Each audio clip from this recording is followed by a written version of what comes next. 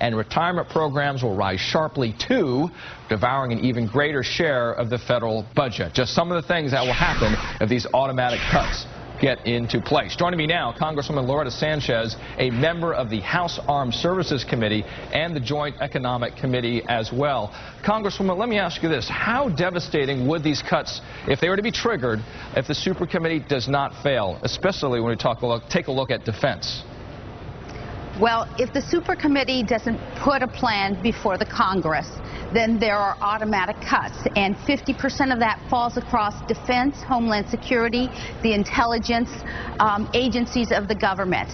And it would be pretty devastating. And the biggest reason is that this year, the current year we're in, 2012 as we call it at the federal level, right, we already are making the Department of Defense take $465 billion worth of cuts. So to put another $600 billion starting in 2013 on the Department of Defense, I think would be devastating. Do we have a little to give the Super Committee? Maybe. I've been one of those people trying to give them some idea, trying to figure out with Secretary Panetta what it looks like, this $465 billion we're cutting this year, but we don't have a lot more after that. Let me ask you this, Congresswoman, there's also what we're hearing in the National Journal today, that members are embracing this idea, and it was out a little bit earlier in this discussion, taking the savings from both of the wars and counting that towards the requirement that the Super Committee has. Is that a gimmick? Well, first of all, we will be out of Iraq by December 31st of this year.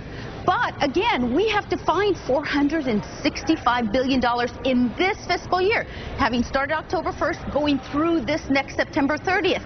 A lot of that is already accounted for. And also remember, we have these troops.